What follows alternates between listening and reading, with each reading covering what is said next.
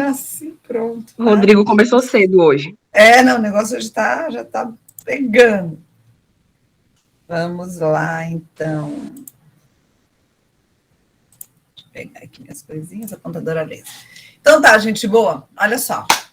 Hoje a aula é, então, dos tecidos conjuntivos especiais. A aula passada a gente viu o tecido conjuntivo, né, o propriamente dito, digamos assim, que era o frouxo, o denso, não modelado ou modelado, principalmente.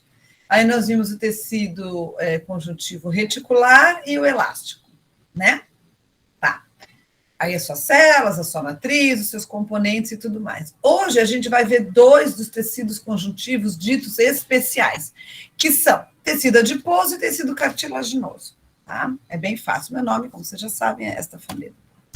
Então, vamos lá. Só lembrando, então, que eles fazem todos partes de uma grande família de tecidos conjuntivos, e isso se comprova porque as células são derivadas de uma única, de uma célula do mesmo tipo celular, é que ela não é ancestral, né? Do mesmo tipo celular que você tem durante o desenvolvimento, tá? Ela pode se diferenciar em vários desses outros tipos celulares, típicos de cada um, então, dos tecidos conjuntivos. Então, qual é a célula original, digamos? É o fibroblasto.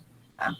Então, os fibroblastos têm a capacidade de se diferenciar em condrócitos, células da cartilagem, que a gente vai ver hoje, em osteoblastos, que a gente vai ver num outro momento, numa outra aula, tecido adiposo, isso aqui no início, e também célula muscular lisa, que a gente obviamente não vai ver hoje, e ela também não é conjuntivo, mas enfim, o fibroblasto também, na embriologia, né, lá para trás, você ativando e desativando aqui os genes adequados, ela pode dar origem a uma célula muscular lisa, tá? Então, essas aqui todas são realmente bem aparentadas.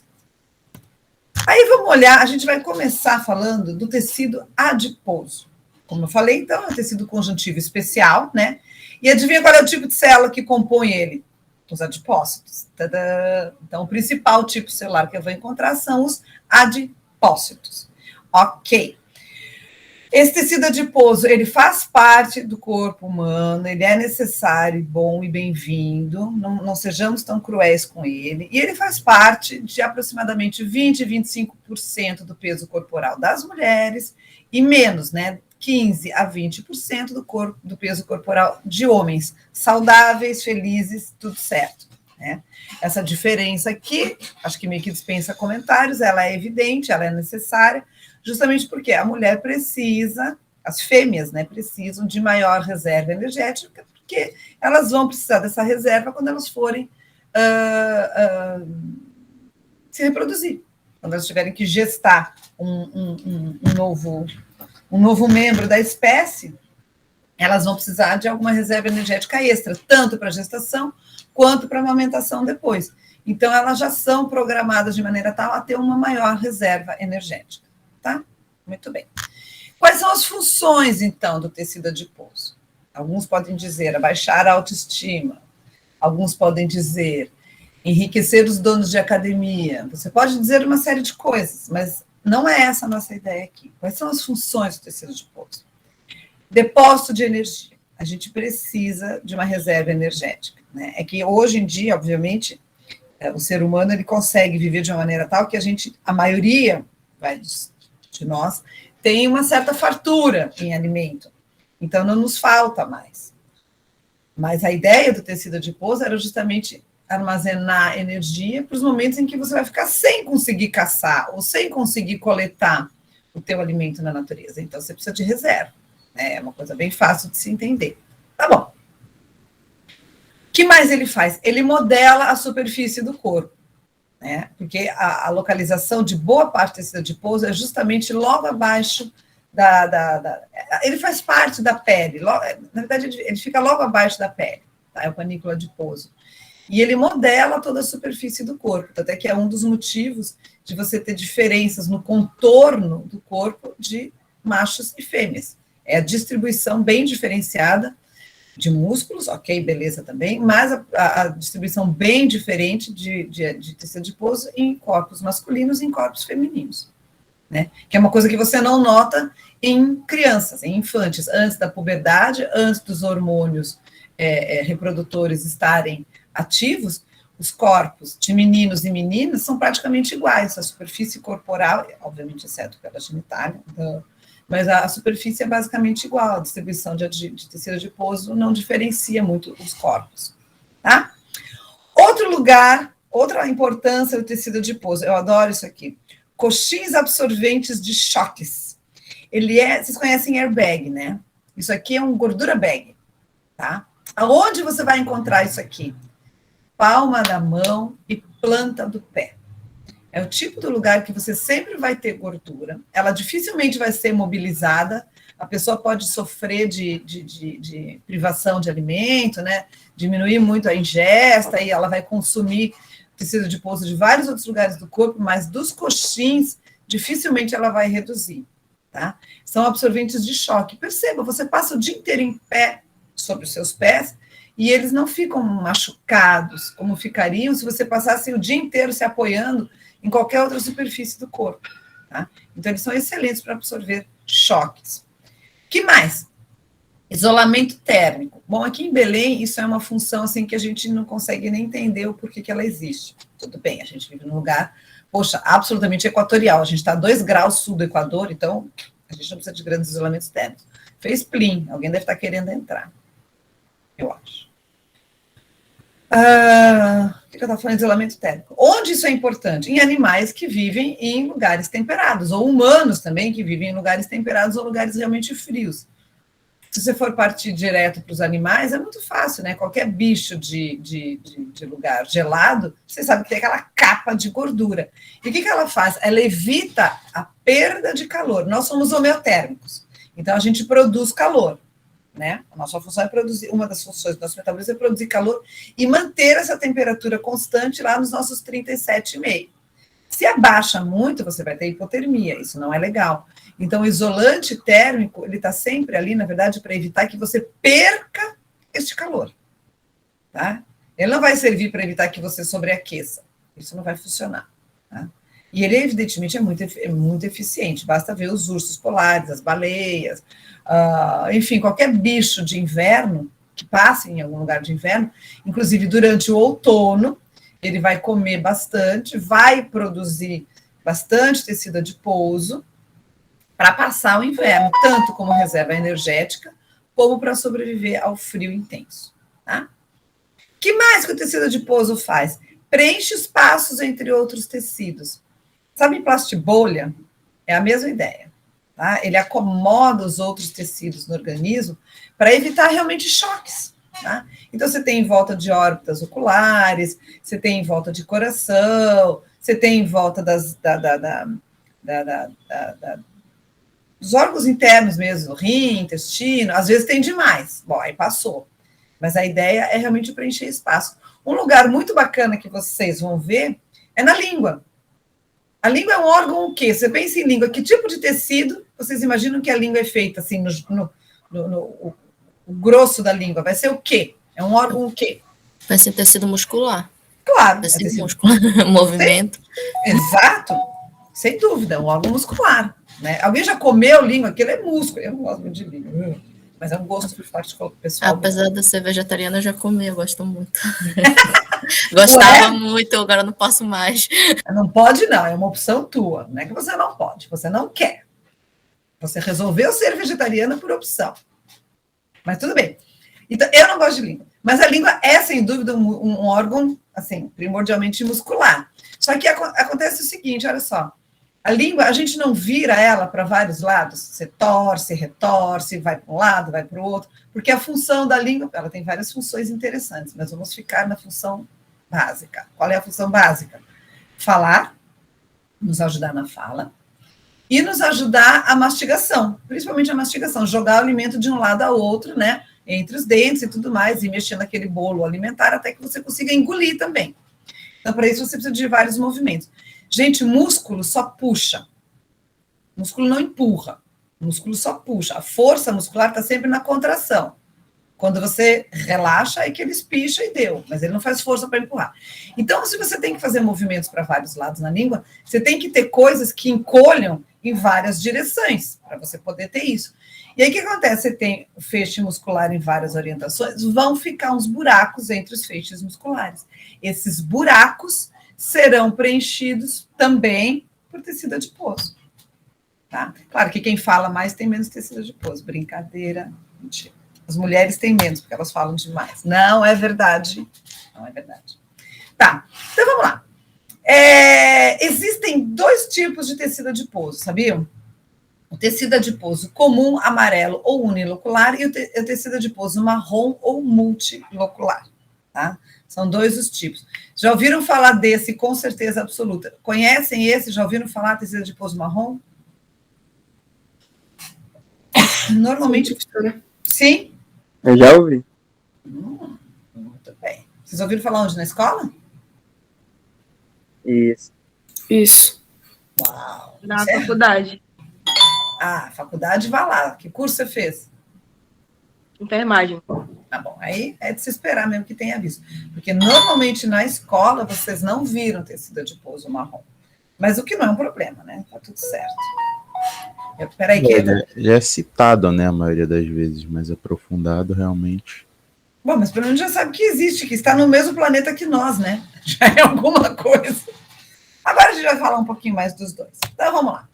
Então, olha só, tudo começa numa célula mesenquimal. Vocês não sabem o que é mesênquima ainda, não tem problema. Semestre que vem eu vou cobrar de vocês. Esse semestre vocês não têm obrigação ainda de saber o que é mesênquima. Célula mesenquimal é a célula de um tecido que se chama mesênquima, que só ocorre no embrião. Então, tudo bem. Ou seja, eu estou falando aqui de desenvolvimento embrionário, tá? Então, é o surgimento realmente do tecido durante a fase embrionária, tá? Então, a partir da mesma célula mesenquimal, você vai poder ter a diferenciação em diferentes tipos celulares. Uma delas é o fibroblasto, que a gente já viu. O fibroblasto e a célula mesenquimal elas são bem parecidinhas, tá? Aí, outra opção é você ter pré-adipócitos que vão dar origem ao tecido adiposo branco. Ou você pode já se diferenciar num outro pré-adipócito que vai dar origem ao tecido adiposo marrom.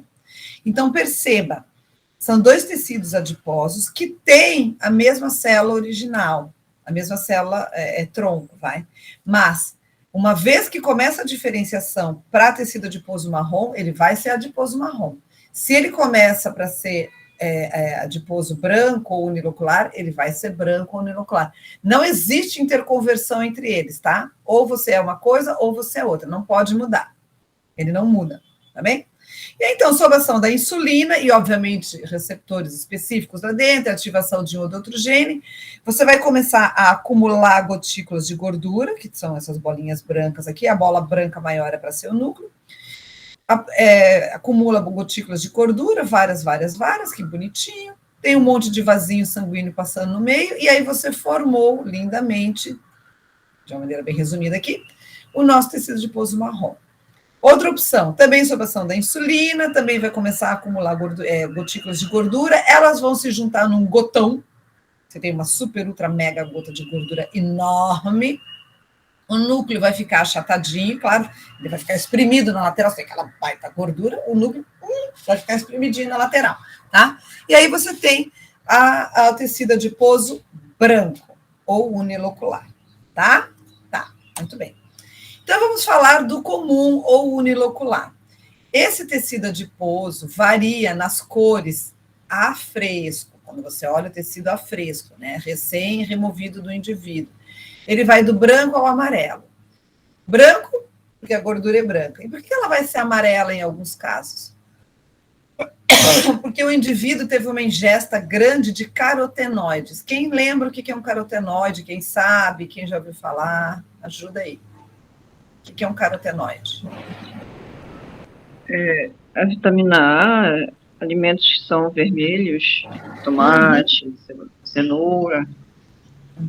Exato. Ele é precursor da vitamina A, né? Sim, senhor. É um precursor da vitamina A.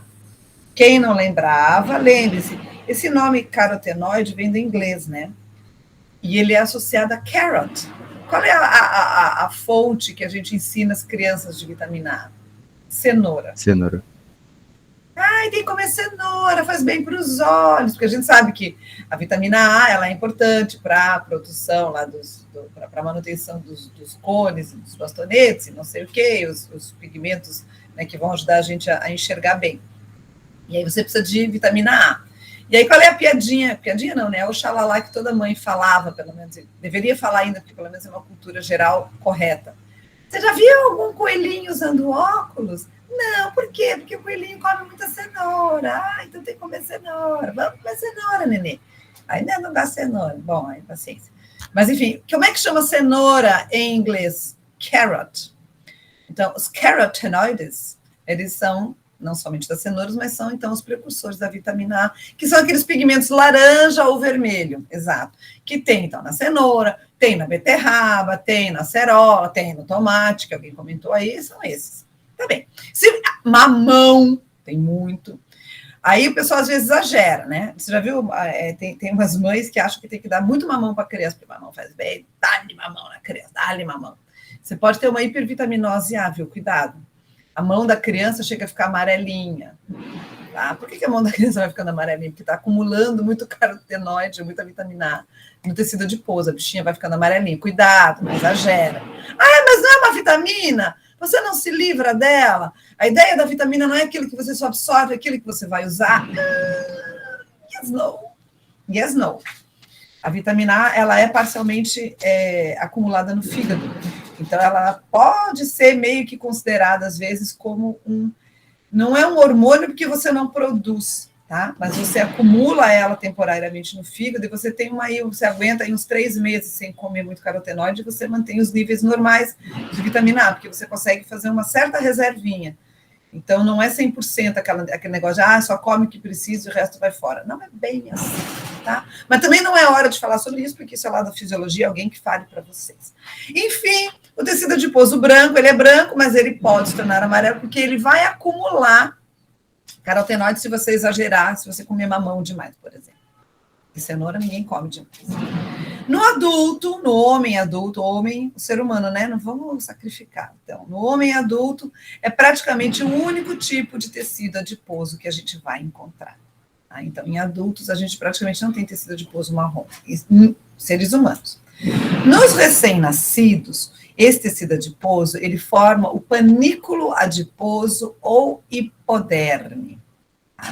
E aí é aquela capinha de gordurinha que envolve o recém-nascido, que quando ele é bem recém-nascido, ele tem, muitas vezes, se ele nasce um pouquinho mais cedo, ele tem pouca capinha de gordura, né? Eles nascem assim mais magrinhos.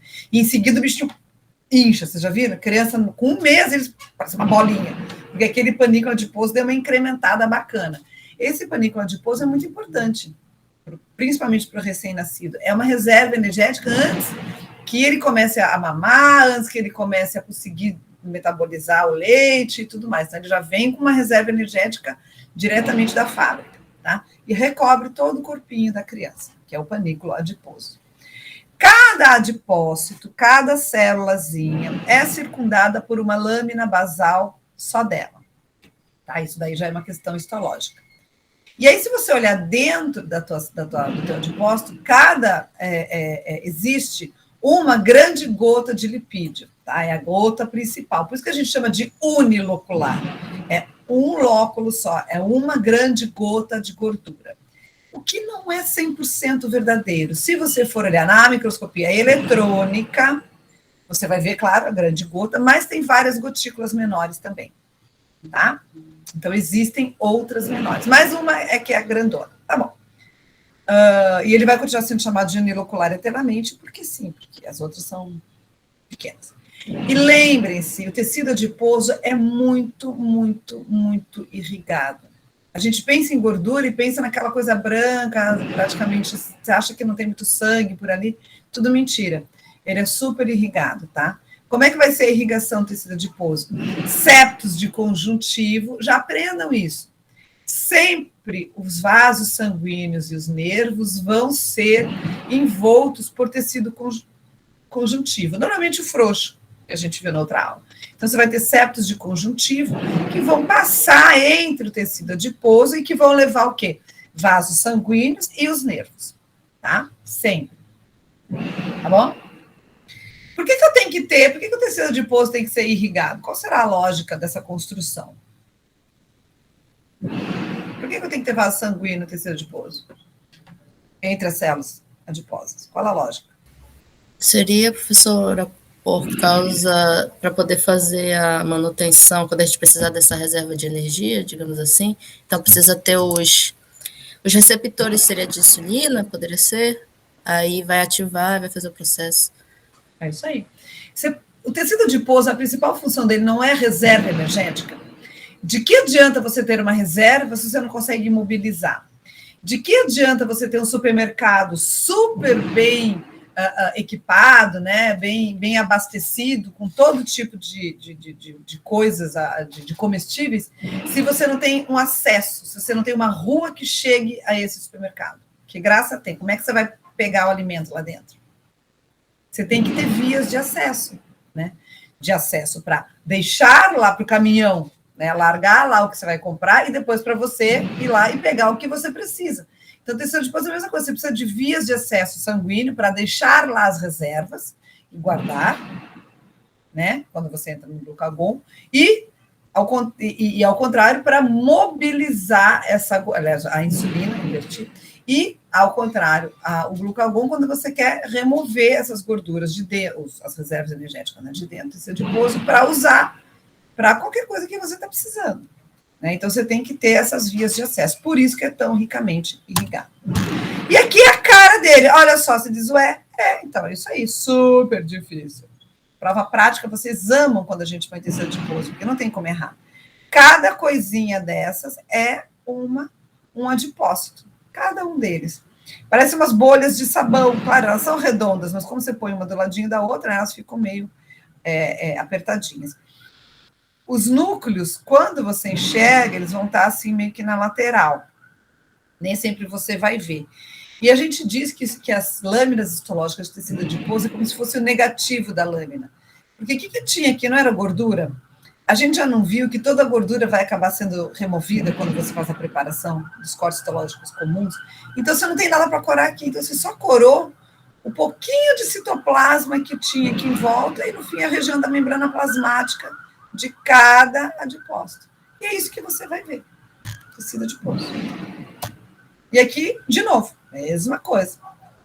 Cada bola enorme dessas, é um adipócito. Aqui você tem uma veia, aqui você tem um outro vasinho, aqui você tem, ele botou, tá vendo? Essa aqui foi uma, né, que ele colocou aqui, olha que lindo. Você tem aqui um pouquinho de citoplasma, tá?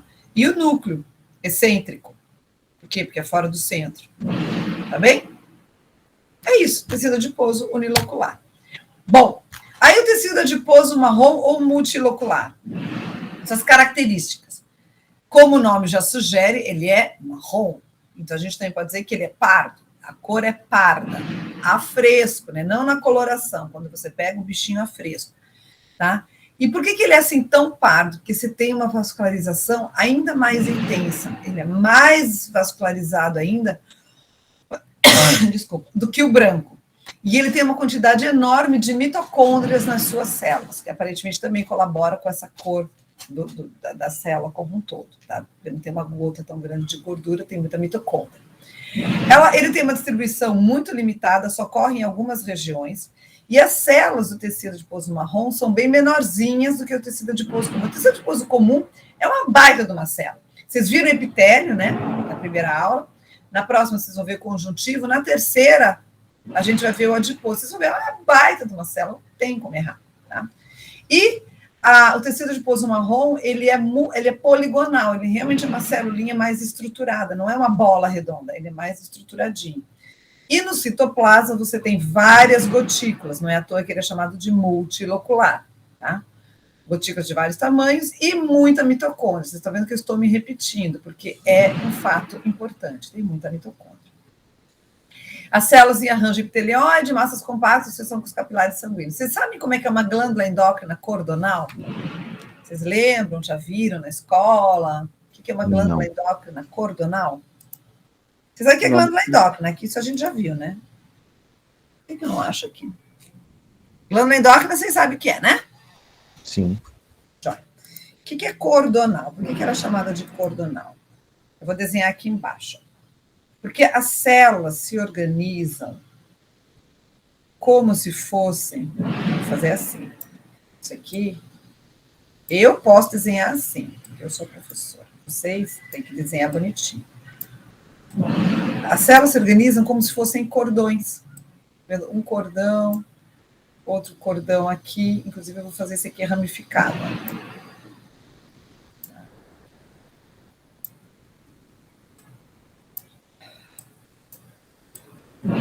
Saudade de um quadro negro. Então, quadro negro não, né? O quadro branco hoje em dia. Então, mais fácil. Tá. Aí cada um tem um núcleo aqui. Não vai aparecer. Então, finge que isso aqui, ó, são cordões de células, estão vendo? Tá bem. Isso é uma glândula endócrina cordonal. Glândulas endócrinas, elas não lançam o seu produto de secreção em vasos sanguíneos? Onde é que passam os vasos sanguíneos? Entre esses cordões celulares. Tá vendo? Ó, aqui é onde estarão passando os capilares sanguíneos. Por isso que eu botei eles em vermelho. Tá vendo? Então, isso aqui é uma glândula cordonal, hipotética, tá? Ela é chamada de cordonal porque as células parecem cordõezinhos arrumadinhos, e entre esses cordõezinhos vocês vão ter os capilares sanguíneos. O tecido adiposo marrom tem uma organização semelhante a isso aí. Ou seja, você vai ter as células adiposas, os adipócitos, em cordõezinhos também, e capilares passando entre eles. Por isso que a gente diz, é muito, muito, muito vascularizado. Tem esses capilares grandinhos passando aqui. E qual é a graça disso? Porque acontece que o tecido adiposo marrom, ele é especializado na produção de calor. O tecido adiposo branco produz o quê? Energia. O tecido adiposo marrom, ele produz calor. Tá, é uma forma de energia, mas não é ATP, né?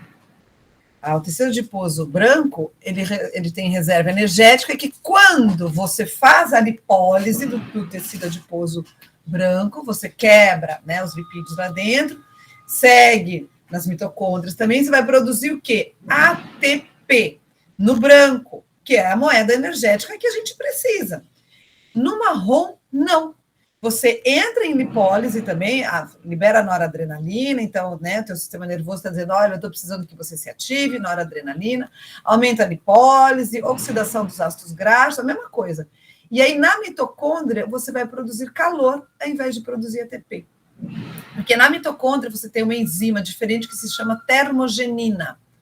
E aí, ela pega as moléculas, né, dos ácidos graxos e tudo mais dos lipídios, quebra e forma calor, ao invés de seguir na produção de ATP. E aí, neste momento, é que se torna tão importante essa estrutura histológica. Se isso aqui está produzindo calor, para onde vai esse calor? Vai para o sangue. O sangue está passando aqui, né? Está passando aqui. Então, se isso aqui é um motorzinho, está produzindo calor, o sangue que está passando aqui, ele vai ser aquecido, não vai? Com isso, você acaba aquecendo todo o corpinho do indivíduo que tem esse tecido adiposo marrom. Vocês entendem como funciona? É um sistema de aquecimento. Vocês estão aí? Sim. Sim. Professora, Oi? essa função de aquecimento, por que nos homens ela não é tão presente? Porque a gente não precisa mais deles. Sabe qual é o tipo de bicho que tem muito isso? Os que hibernam. O bicho vai hibernar. Aí o que ele vai fazer? Ele vai dormir? Não, a gente sabe que não é bem dormir, né? Ele baixa muito o metabolismo dele todinho para poder passar o tempo do inverno, onde ele não vai ter comida, onde vai estar muito frio. Então, ele baixa o metabolismo para ver se ele, né, sobrevive àquele período em que a natureza não é muito favorável. Aliás, não é nada favorável. Essa é uma adaptação, né? Na verdade, ele tem muita sorte que ele nasceu assim, ele também não pensa. Você não quer hibernar, ele é assim, ele nasceu assim, é uma seleção. E aí, ele antes de ele entrar em hibernação, ele já acumulou gordura nos seus tecidos adiposos marrons. Os ursos, esses bichos aí, né, que vão hibernar. Aí, o que acontece? Ele vai se mantendo naquela temperatura, inclusive mais baixa, e vai ficar lá, com o seu metabolismo baixinho, bem basal, só sobrevivendo. Quando os dias, aí é todo um mecanismo, mas enfim, resumando. Quando os dias começam a ficar mais longos, porque inverno e verão, né? O verão tem dias muito longos, aqui não. Aqui no Equador não faz diferença. Na região mais próxima aos polos, você tem dias que não acabam mais e noites que não acabam mais. Então, a diferença de horas de luz e de escuro são bem distintas, vocês aprenderam lá, eu espero, na geografia. Tá bom. Então, quando os dias vão ficando mais longos, ele vai percebendo isso pela incidência de luz que vai passando, mesmo que ele esteja numa caverna. Ele vai percebendo que os dias vão ficando um pouco mais longos, porque vai incidindo um pouquinho mais de luz, e a temperatura em geral também vai subindo um pouquinho. Aí, esse tecido adiposo marrom começa a ser ativado via noradrenalina. É todo um sistema de vamos ligar, vamos acordar. E aí, ele vai esquentando o bicho. Ele vai literalmente aquecendo os motores. Vai esquentando, vai esquentando, vai esquentando, reativando o seu metabolismo, até que ele desperta. Então, por isso, a gente e a maioria dos animais que não são hibernantes tem pouquíssimo tecido adiposo marrom. Entendeu? Onde é que a gente tem? Lá vai. No recém-nascido, basicamente, por isso que eu desenho de uma criança, de um recém-nascido. E nos recém-nascidos, onde é que você vai ter? Em torno dos rins, em torno da aorta, região de pescoço aqui, região de pescoço e mediastino. Mediastino é toda essa parte central. O que que passa nessas regiões? O que tem atrás do mediastino? O coração. O que tem, né? Aí ele fala aqui, logo em torno da aorta, é o principal vaso de distribuição de sangue para todo o corpo. Região de pescoço está levando sangue para onde? Puxa, para o teu órgão mais importante, que é o teu cérebro. Né? E nos rins, é como eles estão, porque aqui tudo é caixa torácica, né? Então isso aqui tudo você vai acabar esquentando ao aquecer essas regiões. Os únicos órgãos mais importantes para a sobrevivência que estão fora dessa região, quem são? Os rins. Então tem um pouquinho específico para os rins ali. É genial. A seleção natural é sensacional. É aquela história. Isso aqui sobreviveram os que eram assim, né? Os que não eram assim não deixaram descendência tão fora. É assim que funcionou. Né? Então, olha que bacana, você aquece os órgãos principais, onde também passam grandes vasos sanguíneos, que vão manter aqueles órgãos numa temperatura adequada, principalmente em recém-nascido, porque o recém-nascido ele tem muita dificuldade ainda de regular a temperatura dele, tá? Naturalmente, porque o sistema nervoso ainda é meio desregulado para manter a temperatura. E outro problema, por que a gente tem mania de empacotar tanto criança? Mesmo aqui às vezes, eu acho que as mães querem que as crianças fervam, né? Mas a gente deveria esquentar mais. Por quê? Vai. Porque eu vou dizer a experiência porque a minha irmã teve bebê ano passado, mas é porque, então ela me falava tudo, então é porque o bebê ele tá dentro do corpo da mãe, que já é mais quentinho, já faz todo esse trabalho. Então, quando ele vem aqui para fora, é uma variação muito grande. Então, ele vai ter que começar a aprender a fazer isso. E aí a gente pacota que é para tentar fazer esse isolamento para ele não esfriar, seria isso? Acho que eu me perdi na explicação. A tua explicação, não se perdeu, mas a tua explicação... Foi confusa. Não, mas ela ainda é... como é que eu vou dizer? Ela ainda... Incompleta. É isto. É isso. Eu estava com a palavra leiga na cabeça, mas eu não queria ofender ninguém. O que acontece? Professora, que é isso? A gente está falando no coisa empírico. Seria para esquentar as regiões periféricas? Sim, mas por que a gente tem que esquentar a criança? A pergunta é antes. Por que tem que esquentar aquela criança? Para ela não esfriar, tá? Não me diga o óbvio, isso eu também sei, para não esfriar. Mas então por que ela vai esfriar? A quantidade de adipócitos que ela possui? Que são poucos ainda. Tá, é uma opção. E por que ela esfria mais rápido que a gente? Por que eu ponho mais roupa na criança do que em mim? Normalmente é isso que acontece, né? Por quê? Ah, porque minha mãe mandou. Boa! Boa, é uma resposta. Mas... O que acontece, gente? Isso é física. Olha só. A superfície, ela perde calor mais rápido. Exato. Se você pegar a relação volume corporal e superfície corporal, as crianças têm muito mais superfície corporal em relação ao seu volume. Tá? Nós temos uma superfície corporal menor em relação ao nosso volume, então a gente perde menos calor do que a criança recém-nascida. Ela tem muita área em relação ao volume. Então ela teria que ter muito mais trabalho para produzir calor suficiente para se manter. obviamente, não é único, é um conjunto de fatores, mas a superfície corporal é um fato importante. Ela realmente perde mais calor. Qualquer recém-nascido, né? E nós, mamíferos, na verdade, os mamíferos, as aves também, elas precisam se manter quentes, nós somos homeotérmicos. Então, toda ninhada de bicho, você já reparou, toda ninhada de bicho homeotérmico é mantida em algum lugar quente? Seja uma toca, seja a mãe enrolada em volta dos filhotinhos, seja um ninho. Vocês já viram o ninho de passarinho? A gente tinha pato em casa, gente, era tão legal. A gente tinha um monte de pato lá em São Paulo.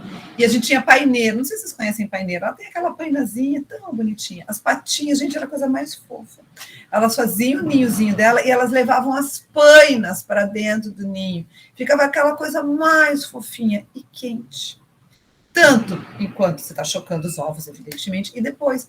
Por quê? Porque os filhotes de pato, ou de gato, ou de o que você quiser, têm o mesmo problema. Então, você mantém eles no ninho para manter eles aquecidos, até que eles adquiram tecido adiposo, de cobertura, pelos, que a gente não tem, a gente é um bicho muito pelado, então essa parte não vai resolver, e mude um pouco essa proporção, superfície e volume interno. E aí você e também tem todo o teu sistema nervoso que vai, que a irmã de alguém aí falou, você vai conseguindo fazer a manutenção da temperatura de uma maneira mais equilibrada. Né? Os infantes, eles ainda têm essa termorregulação um pouquinho bagunçada, tá? Isso também não era assunto da aula, né? a gente desvia muito. Mas, enfim, aí em humanos, a gente tem o tecido adiposo marrom, principalmente nessa região. Isso aqui vai se manter mais ou menos até os 10 anos de idade. Só que o que acontece? Ele não vai ser formado a mais. Você não tem neoformação de tecido adiposo marrom. Então, assim, imagina, se é pequenininho, você tem um tanto, se é grandão, você tem o mesmo tanto, proporcionalmente você tem menos. Tá? Por isso que em adulto a gente praticamente não tem mais tecido adiposo marrom ou multilocular. Tá bom? Tá bom. Aí, como é a cara desse tecido? Olha só, eu falei, são células poligonais. Tá vendo? Ela não é bem redondinha. Aqui o sistema nervoso, que vai ativar ela. Isso aqui, ó, essa parte clarinha, que está representando as gotas de gordura. E o que é esse cinza aqui, com essas estriazinhas? São as mitocôndrias, que tem aos montes. E aqui, nessa outra imagem do lado, ó, é para representar, não é para representar, ao contrário. Isto aqui estava tentando representar o que a gente vê numa foto. Tá vendo que isso aqui é o núcleo? Tá vendo que tem umas bolinhas brancas? São as gotículas de lipídio. Então, isso aqui seria uma célula. Aqui seria a outra, ó, o núcleo roxo e as gotículas de lipídio branquinhas. Tá? Aqui, só a gotícula de lipídio, nem pegou direito o núcleo multilocular. Tá vendo? É uma célula do lado da outra. Tudo bem? Tudo bem. Tá vendo que tem um espaço aqui, ó, comprido, parece uma minhoca? Esse é o capilar sanguíneo. Aqui também tem um espacinho, tá vendo que ele é bem clarinho e tem uma célula rosinha dentro? Por que ela é rosinha? Por que não tem uma coisa escura? Porque hemácia não tem núcleo. Tadã! Tá? Aqui é um vaso maiorzinho, tá? Isso aqui é a parede de um vaso maiorzinho. Os capilares são esses aqui, ó. Eles correm entre as células do tecido adiposo multilocular. Aqui também provavelmente é uma, tá? Tudo bem? E aí, então, vai passando o sangue ali no meio, você esquenta aquele sangue, e esse sangue quente, literalmente, vai se espalhar para o resto do corpo e você consegue ajudar a manter a temperatura daquele indivíduo. Tudo bem? Tudo bem. E acabou o tecido adiposo. Ueba! Viu como a aula é rápida? Aí a gente já vai ver cartilagem. Professora? Sim, meu bem. É uma curiosidade. O tecido adiposo que a gente estava falando agora é uma matriz extracelular, né? Repete. Tecido adiposo o quê? Extracelular? E esse tecido que a gente estava estudando agora, recentemente, agora, de... Esse. Isso. Ele tem pouca matriz extracelular, né? Tem um maior volume de células que eu observo aqui. Uhum. É uma característica mesmo, assim, dele? Ele nasceu assim. Tá bom, então. E ele continua sendo conjuntivo, não discute, só aceita. Tá, ok. Eu sei onde você está querendo chegar. Mas é aquilo. Ele não tem aquela quantidade enorme de matriz extracelular. Não tem. Mas ele tem muita matriz extracelular, muito mais do que o epitélio. Tá? Porque entre as células você tem fibras de conjuntivo levando o sangue. Nos epitélios é célula do lado de célula, só célula, célula, célula. E a lâmina basal. Entendeu? Então, é diferente. Por isso que ele foi classificado. E ele é de origem mesenquimal. A origem dele também diz que ele é um conjuntivo. Tá? Tá, beleza, professora. Valeu. Não por isso. Professora, Fala, minha filha. eu não entendi, não sei se tem um porquê, assim, bem claro, mas eu não entendi o porquê de cada célula do tecido adiposo ter uma lâmina basal em volta. Qual é a finalidade disso? Ela nasceu assim. Não sei também por quê. Ela tem. Cada célula tem uma lâmina basal em torno dela. Elas são bem isoladinhas. A evolução quis. Mais ou menos isso. Certo. Não sei a explicação. Não sei qual é a... Na verdade, o que acontece? A gente tem mania de dizer, por que é assim? A pergunta... É natural, mas a pergunta seria qual é a vantagem evolutiva que o indivíduo teve ao ser assim? E por que isso se permaneceu na espécie? Esse seria o jeito assim, mais consciente, cientificamente pensando, em fazer a pergunta. É a mesma pergunta, né? Mas o porquê não é só porquê, porquê, qual é a função? Não é qual é a função. A função é decorrência daquilo que aconteceu. Então, é aquilo. Aconteceram várias opções. Dentre as opções que aconteceram, ficaram as que se adaptaram melhor. Então, a pergunta é, qual é que vantagem Maria leva, né, ao ser do jeito que é? Eu vou te dizer que eu também não sei. Parei para pensar, não sei por que é vantajoso. Às vezes, simplesmente não é desvantajoso, né? Ela se mantém porque não é desvantajoso. Às vezes nem é é isso. positivo, nem negativo. Mas essa é a mais rara. Essa é a mais rara. Eu concordo, claro, existe isso também, não sei.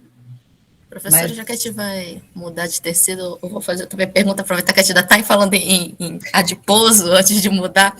Fala, eu não sei se é real, não sei se vai ser mais para curiosidade, vai fugir muito, mas uma vez eu fui fazer uma avaliação física e, assim, naturalmente eu já fiz um teste de DNA duvidoso que diz que a minha família tem propensão a engordar essas coisas, mas enfim. Mas a minha avaliadora física, ela disse que a quantidade tipo de adipócitos, no caso, as células que vão armazenar gordura, elas são meio que desenvolvidas quando a gente ainda está na fase da gestação. E ela disse que se a mulher, tipo, engordar muito ou não, dependendo da dieta dela, isso vai influenciar já nesses adipócitos, assim, que a gente vai nascer, tipo, além da questão genética. Aí eu fiquei meio curiosa, porque, por exemplo, a minha mãe engordou muito mais na minha gestação do que da minha irmã, e aí a gente realmente tem uma diferença, tipo, fenotípica e tal.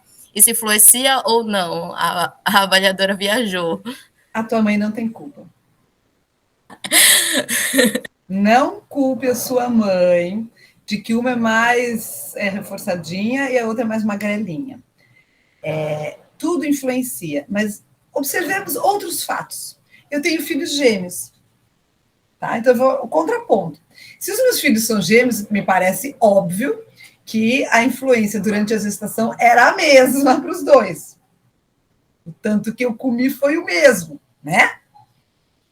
Um sempre foi esquelético, seco, desgraçado. E a outra briga com a balança. E aí, o que tu me diz? Isso responde a tua pergunta? Se responde. Acho que um pegou mais nutrientes que o outro durante a gestação. Pois é. Até poderia ser, só que não. Porque o menino, que sempre foi seco, exceto dos 10 aos 12, que é a época em que os meninos todos viram umas bolas, ou muito comumente, o meu mais velho, quando chegou nessa idade, disse, pronto, agora meu filho vai ficar obeso, meu Deus. Aquele pânico, olha, o menino está engordando, eu estava desesperado. Daí a pouco o moleque parou de engordar e vult. Aí, opa, olha, ele não é gordo, tá bom, respira, relaxa. Aí, quando aconteceu a mesma coisa com o outro, dizia, ele está uma bola agora. A gente, inclusive, chamava ele de beluga. Ai, não pode fazer bullying. Tá bom, não pode. Ok, igual ele era a nossa beluguinha, nosso gordinho. E hoje o menino é seco, porque ele espichou. Então, ele nasceu magrinho, engordou, quando tinha que engordar, e depois ele espichou. Tá? Mas, ao nascer, ele... que sempre foi, na verdade, tão mais magro, ele era mais pesado do que ela. E aí? Ele não pegou ela, ele pegou mais gordura que ela durante o desenvolvimento gestacional. Entendeu? E ela, em seguida, foi acumulando mais do que ele. Ela sempre foi, assim, aquela menina mais redondinha. Show, professora. Mas é tipo aquela coisa, se eu não fizer minhas atividades físicas para ver como é que eu não fico. Bom, eu corro atrás e boa alimentação sempre, claro. Aí entra a genética, assim, você pode culpar tua mãe e teu pai pela genética que você levou. Bom, aí tá ok, beleza. Né? Isso sem dúvida, isso não tem o que escapar.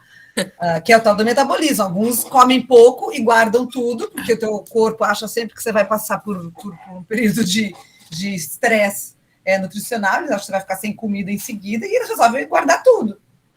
Ele está com uma boa intenção contigo. Ele jura que você vai passar por maus bocados daqui a pouco, e ele quer te ver feliz durante os maus bocados. Ele não sabe que você tem uma geladeira cheia, né? Paciência. Aí você vai ter que conversar com ele, é um saco, isso, eu concordo. Sobre isso, obrigada, professora. A minha filha está na mesma, é a mesma coisa, ela não é assim, over, eu imagino que você também não estou te enxergando, mas, assim, aí ela tem que comer não muito, né? Tem que tentar fazer exercício físico, que não é uma coisa que ela curte também muito. Então, é aquilo, é aquele equilíbrio. Você tem que achar um equilíbrio entre você se aceitar, tá bem, tá jóia, e fazer um pouquinho. Pronto, só para não ficar doente. Tá bom, né? Professora? A professora tem uma pergunta no chat. Então, leia, por favor. A Isabela perguntou, é verdade que os adipócitos não são destruídos?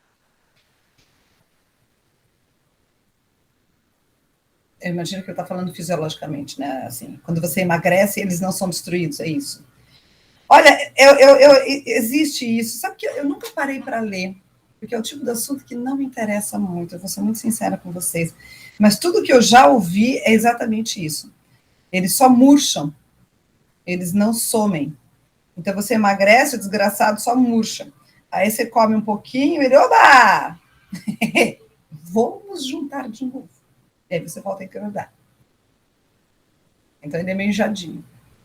E aí tem uma lenda também que diz que eles não são formados mais adipócitos. Eu não consigo acreditar nisso. Eu nunca parei para ler, tá? Então eu não sei. Mas é impossível, porque existem pessoas que realmente têm uma capa de gordura tão grande que é impossível que aquilo seja células, o mesmo tanto de células que você tinha ao nascer. Eu não consigo acreditar nisso. Tá? Mas que realmente quando você perde peso, né, e eles murcham, eles mais murcham do que somem. Tá? Respondeu? Respondeu.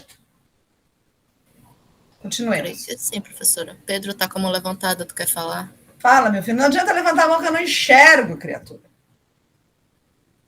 Professora, ainda sobre o tecido adiposo, eu quero saber qual é o tecido adiposo, se é o marrom ou se é o comum que faz isolamento térmico, ou se são os dois. Essa ajuda os universitários. Qual é o tecido adiposo que faz isolamento térmico? Que eu falei aqui na aula. Vê se alguém... amarelo. É o comum amarelo, que é o que a gente tem. É o que a gente tem. É o comum. Ele faz uma capa de gordura em volta da gente. Se for necessário. Ou em volta de uma baleia. Eu gosto de pegar as baleias e pegar os ursos, porque eles são bem típicos. Tem outros bichos também, né? Então, assim, aquele indivíduo bem gordinho, que tem uma capa de gordura, ele não perde calor. Não perde, ele perde menos, é óbvio que ele perde também, mas ele vai se manter mais aquecido com muito mais facilidade. Claro que isso é bom se você está num lugar frio, se está num lugar quente, você sofre, né? Veja, as pessoas mais gordinhas, elas ficam vermelhas com muito mais facilidade no calor. Por quê? Ela está tentando perder calor na superfície, por que ela fica vermelha? Abre os vasos sanguíneos na superfície do corpo para ver se troca calor, para ver se perde calor para o meio ambiente. Tá? Bem? Eu acho que tem algum momento em que vocês vão ter a fisiologia do exercício, aí deve entrar, porque o tecido adiposo ele fica meio sem aula de nada, né? Sem fisiologia, e também não é a minha função aqui dar isso, por isso que eu também nem me aprofundo. Então, eu não sei se no digestório o pessoal fala, ou se em algum momento vai ter fisiologia do exercício para vocês. Tá? Vamos lá, porque assim, a aula é curta, mas também se a gente ficar enrolando, a gente não termina. Eu quero terminar antes do meio-dia, né, gente? Podemos? Agora, depois que eu falei isso, inibido. Sim, senhora, pode ir. Então, bom. Tecido cartilaginoso ou cartilagens. Muito bem, esse é um tecido especial, tipo especial de tecido conjuntivo também. Esse é bem clássico, alguém estava reclamando que tecido adiposo não tem muita matriz extracelular, tu tem razão. As cartilagens, de novo, tem muita matriz extracelular. Então, voltamos a um conjuntivo, assim, com cara de conjuntivo, tá? Só que é uma cartilagem. Qual é a graça dele? Ele tem uma rigidez intermediária entre o osso e o tecido conjuntivo denso, principalmente o modelado, tá? Lembra que a gente estava indo num crescente, né? E as cartilagens têm uma rigidez intermediária entre osso e denso, conjuntivo denso. As cartilagens ocorrem em pouquíssimos lugares, na verdade, do corpo humano. Exemplos, anéis da traqueia, que servem para quê? Manter o esôfago aberto, para que o ar entre e saia sem grande esforço muscular. Desculpa. Partes da laringe, septo nasal, né? Quem for ser cirurgião plástico vai ter que aprender todas essas coisinhas. Nas orelhas, junções das porções anteriores das costelas aqui com o externo e nas articulações tipo poliaxial. Claro, todas as articulações a gente sabe que tem cartilagem. Qual é a função das cartilagens? Suportar os tecidos moles. Como assim suportar tecidos moles? Mano, ó, os anéis da traqueia é mais óbvio. Se você não tivesse os anéis da traqueia, a tua traqueia ela ia colabar, igual o esôfago. Só que o esôfago não tem problema, porque a comida, né, o bolo alimentar, quando você engole, ele vai sendo empurrado mesmo. E ele não tem pressa para chegar. Agora, o ar, se ele não entra e sai numa velocidade suficiente, você, evidentemente, vai ter problemas. Então, a traqueia tem que ser mantida aberta por cartilagem. Mesma coisa nariz, mesma coisa orelhas, né? Tudo isso, então, é suportar tecidos moles. O que mais? Revestir superfícies articulares. Bom, as articulações, joelho, cotovelo, pé, mão, ombro, tudo mais. Maxilar, todas elas. Revestir superfícies articulares. Absorve os choques e facilita o deslizamento. De novo, a cartilagem, ela tem uma função de absorção de choques bem importante. Tá? Além, claro, de facilitar o movimento. E ela, na embriologia, as cartilagens são a base para a formação e para o crescimento dos nossos ossos longos. A gente vai ver isso aqui em mais detalhes na aula de tecido ósseo, mas já está aqui a informação. Você precisa de cartilagem para formar o esqueleto, tá? Opa! Ah, sim, essa aqui é. Então, cartilagem da orelha. Ah, que bonitinha. Aqui está a orelhinha, que você gosta de botar piercing e os outros negócios, aqueles que vão assim, aquelas coisas esquisitas que a galera bota. Como é que chama aquele que vai aqui no tragos? Hoje todo mundo sabe todos os nomes de coisa de orelha que a gente nunca sabia. A gente só conhecia o lóbulo para botar brinco. Hoje você bota brinco em qualquer lugar. Aqui, ó, a cartilagem da orelha, tá? Cartilagem do nariz. Eu não vou falar em detalhes, mas tem umas quantas cartilagenzinhas, tá? Vários tipinhos, vários nomezinhos. Olha, toda é um quebra-cabeça bem bonitinho que sustenta o narizinho da gente. O osso é aqui em cima, só, tá? Ó, aqui em cima. Esse é o osso do nariz, aqui é a lateral. Todo o resto aqui em azul, evidentemente, é a cartilagem. Tá bom? Tá bom. Mais. A traqueia, olha que legal. Aqui, da laringe, são várias cartilagens da laringe, cricoide, né? Aqui para cima ela tem a cartilagem, epiglote, que não apareceu aqui, e aqui as cartilagens da traqueia, que se continuam para a árvore brônquica também. Parte dos brônquios também tem cartilagem, tá? E aqui ele mostra o anel de cartilagem. Não é um anel, é mentira, não é um anel, é um C de cartilagem, tá? Mas tá bom assim. Tudo bem? Aqui é para mostrar onde elas estão. A aula também não é para ser de anatomia, mas é pelo menos ter uma noção. E as articulares, bom, aí vocês conhecem, né? Essas são as de lugares mais estranhos. Muito bem, do que é constituída uma cartilagem? Desses 3 elementos básicos, tá? Quais são eles? As células, que são os condrócitos, a matriz extracelular especializada, já que é um conjuntivo, sendo que nessa matriz cartilaginosa a gente vai ter lacunas. Lacunas nada mais são que buracos. Buraco é um termo muito chulo, então a gente não usa lá buraco, a gente usa lacuna. As lacunas são as cavidades na matriz onde os condrócitos vão estar colocados. Eles podem estar ali sozinhos, isolados ou em grupos. Tá? E outra parte que compõe a tua cartilagem é o pericôndrio. O pericôndrio é constituído de células indiferenciadas, tá? Que vão poder, então, sob estímulo, se diferenciar em condroblastos. Então, vamos ver a matriz extracelular. Do que é constituída a matriz extracelular das cartilagens? Proteoglicanas, colágeno, elastina e glicoproteínas adesivas. Gente, vocês já viram todos esses elementos quando a gente viu o conjuntivo. Proteoglicanas são proteínas mais glicosaminoglicanas. Olha ela aqui, que linda uma proteoglicana. Lembra que eu desenhei para vocês? Era isso aqui que eu estava tentando desenhar. Cada pequenininho é um GAG, é uma glicosaminoglicana, e a proteína está no meio. Isso aqui é uma fibrila colágena, que ela é estriadinha, e aí junta tudo e bota mais elastina, que vai estar um pouquinho de elasticidade, e glicoproteínas adesivas para grudar essa nhaca toda, você tem a matriz extracelular. Aí você diz, ué, mas isso não é igual ao conjuntivo? Ué, mas eu disse que é um conjuntivo. Só que é um conjuntivo diferente. Onde é que está a principal diferença? O tipo de colágeno. Você tem tipo 2 ou tipo 1. Ué, mas qual que era do conjuntivo? Tipo 1. Ah, tá. Então, aqui você pode ter o mesmo do conjuntivo normal e você pode ter o colágeno do tipo 2. E, claro, as proporções disso, a maneira como isso se organiza, que vai dar a matriz cartilaginosa e não matriz do conjuntivo, tá? Mas são basicamente os mesmos elementos. Aí vamos ver, então, mais em detalhes sobre sobre a matriz extracelular. Então, vamos lá. A cartilagem não tem vasos sanguíneos, não tem vasos linfáticos e não tem nervos, tá? É um tecido somente de matriz e células. Não tem nada que as irriga dentro da sua matriz, tá? Cartilaginosa. E você tem 3 tipos de cartilagens, na verdade. Você tem a cartilagem hialina, você tem a cartilagem elástica e você tem a cartilagem fibrosa. O que vai diferenciar uma da outra? O constituinte da sua matriz extracelular, que na verdade por isso você vai ver que ela tem uma estrutura completamente diferente, né? Mesmo a fresca. Então vamos lá, cartilagem hialina é aquela mais comum. Quando você pensa em cartilagem, quando você pensa naquela cartilagem que você comeu a galinha, né? Aquela coxinha de galinha, aí ficou aquela cartilagem, aquela coisa meio branquinha que você, né, cospe. Aquilo é cartilagem hialina. Aquela cartilagem que você está pensando é cartilagem hialina, tá? É a mais comum, é a que mais ocorre no corpo. E a sua matriz é constituída de delicadas fibrilas de colágeno do tipo 2. Aí a gente tem também a cartilagem elástica.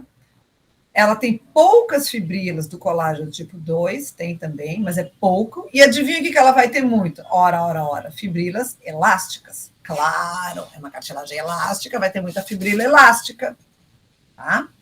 E aí a cartilagem fibrosa, essa vai ter principalmente fibras do colágeno do tipo 1. Qualquer colágeno do tipo 1, o mesmo que eu tenho no conjuntivo, tá? No conjuntivo propriamente dito. Então, a cartilagem fibrosa, ela é um conjuntivo denso, mais denso ainda, mais diferentinho, e aí ela é uma cartilagem. Porque ela tem as lacunas, ela é diferente, ela não é um conjuntivo, mas ela tem uma estrutura muito parecida, o mesmo tipo de colágeno. Tudo bem? Tudo bem. Esse é o tipo de slide que vocês vão se dedicar a, né, estudar. Não pode falar decorar, porque é uma palavra proibida hoje, então não pode dizer isso. Vocês vão ter que saber.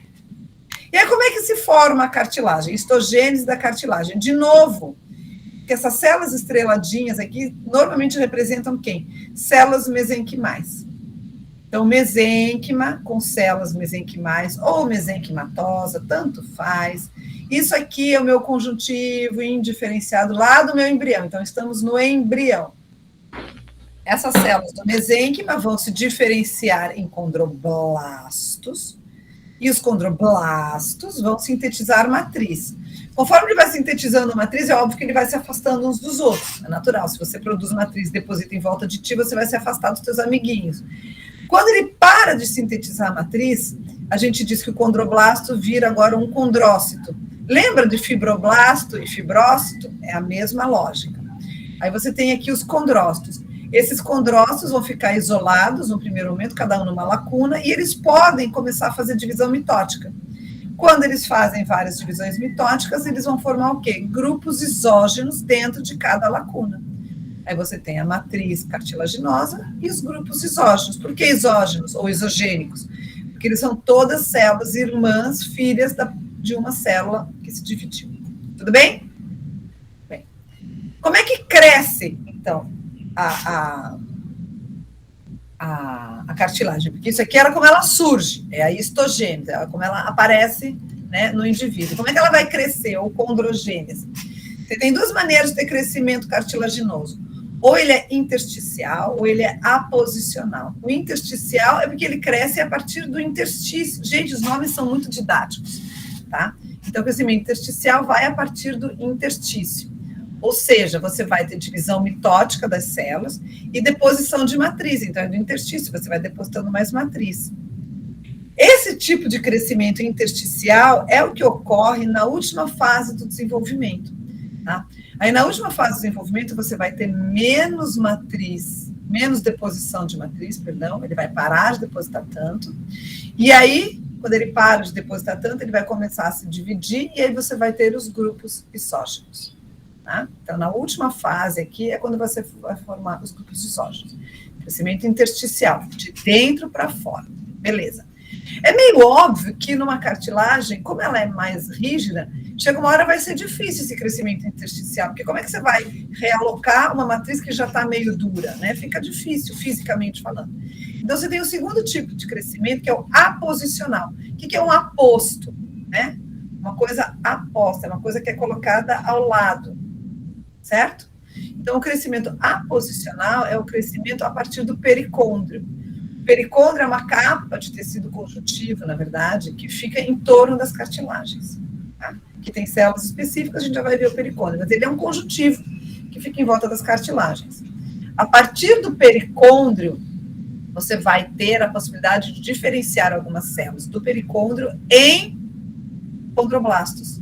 Tá? Então, a partir do pericôndrio, algumas células vão se diferenciar em condroblastos e vão começar a sintetizar a matriz aí em cima da cartilagem que já estava, e ela vai crescendo. Tá? A partir do pericôndrio ou da superfície da cartilagem. Conforme a matriz vai crescendo, você vai formando dois tipos de matriz cartilaginosa. A territorial e a interterritorial. A territorial é aquela que fica pertinho do condrócito, aquela que fica pertinho da célula. Então, é a matriz em contato íntimo com cada condrócito. Ela é ácido periódico de Schiff positiva, PAS positiva, tá? Ou seja, ela vai corar mais, ela vai ter mais glicoproteínas ali associadas a essa matriz.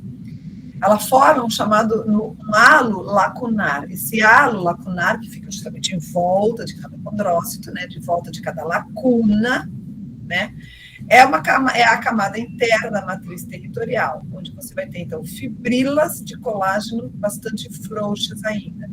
Então, essa matriz territorial vai ter fibrilas de colágeno ainda frouxas, pouco organizadas, e bastante fibrilas com glicoproteínas adesivas, por isso que ela se cora muito bem por ácido periódico de Schiff. Mais longe dos condrócitos, a gente vai ter a chamada matriz interterritorial, que é a matriz que separa realmente os condrócitos ou os grupos deles envolvidos pela matriz territorial. E essa matriz se cora bem menos. Tá? Ela já é menos corada. E do que ela vai ser constituída? Principalmente de colágenos tipo 2, também de uma forma aleatória, e proteoglicanos. Tá? Tá aqui, ó. Mostrando, no primeiro momento, isso aqui é a divisão, né, do condrócito e deposição de matriz. Então, por isso que seria um crescimento intersticial, a partir do interstício. Ela deposita a matriz e, no final, ela vai se dividindo, aí você tem um grupo isógeno aqui de duas células filhas. Grupo isógeno ou grupo isogênico. Qual deles, professora? Tanto faz, o que você gostar mais. Os autores, cada um adota uma tecnologia semelhante, tá? E aqui, então, ele está mostrando, ó, dois grupos isogênicos, né, por exemplo, esses aqui. E repara, perto deles, ó, você tem a matriz mais coradinha, é a matriz territorial. Essa menos corada aqui, ó, já é a interterritorial. E ele está produzindo matriz aqui em volta, então esse é o crescimento intersticial. Ela ainda está em crescimento intersticial. Ela se separa mais, é que você vai ver que esse crescimento parou. Mas o crescimento intersticial é justamente aqui, a deposição de nova matriz a partir desses condrócitos que estão aqui. Cada buraco desse aqui é um condrócito dentro da sua lacuna, tá? Que é um espaço dentro da matriz cartilaginosa. E o aposicional, o crescimento aposicional, então é a partir do tecido conjuntivo subjacente, e aí você tem o pericôndrio. No pericôndrio, você vai ter duas camadas, tá? A camada fibrosa e a camada condrogênica. A camada fibrosa é tecido conjuntivo mesmo, onde você vai ter praticamente um fibroblasto. Tá? Isso aqui é aquela célula que tem capacidade de se diferenciar entre a coisa. Lembra aquela imagem inicial que eu mostrei que o fibroblasto pode se diferenciar em condroblasto? Aqui, ó. Aqui o fibroblasto do conjuntivo, que é o pericôndrio, que fica em volta da cartilagem, e ele pode se diferenciar em condroblasto. Aí você está na camada condrogênica. Estes condroblastos sintetizam matriz, tá? E aí essa matriz vai ser depositada em cima da tua cartilagem, né? Você está em volta, então você está depositando, ela vai crescendo a cartilagem, tá? É o que você tem aqui também, então, a ativação de alguns genes, eu não vou entrar em detalhes disso, tecido conjuntivo que fica em volta, e logo em seguida você tem o pericôndrio, tá? Camada fibrosa, camada condrogênica aqui. Aí esse condroblasto, vai sintetizar a matriz bastante, vai continuar sintetizando até que ele para. Quando ele para, ele vai se dividir e vai formar um grupo isógeno. Aí isso aqui, eu não chamo de condroblasto, isso aqui é um condrócito. Este é condroblasto, este é o condrócito. O condroblasto sintetiza a matriz, o condrócito parou de sintetizar. Ele só mantém a matriz em volta dele. Tá? É bem tranquilo. E aí, falando, então, um pouco de pericôndrio. Tá? Só uma... Rapidinho.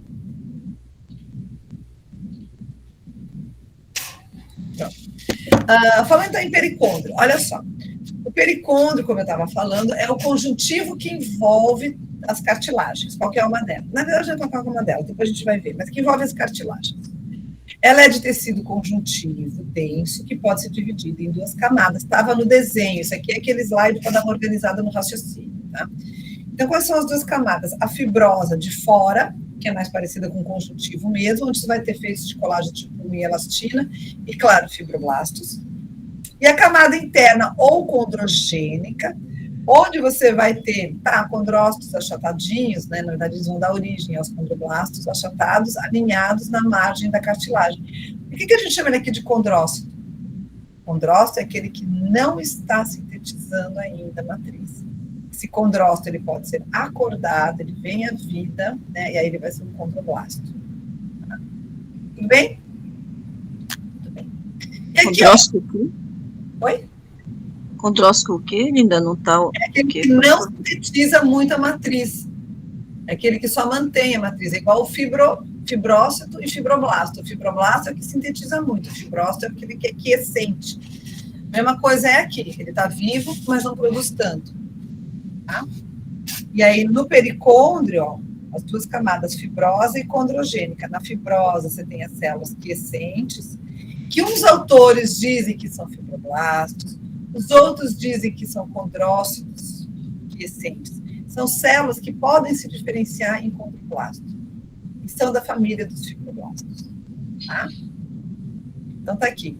Camada fibrosa, camada condrogênica. Aqui, ó, para essa célula aqui, ó, é o tal do fibroblasto. Aqui por fora é igual.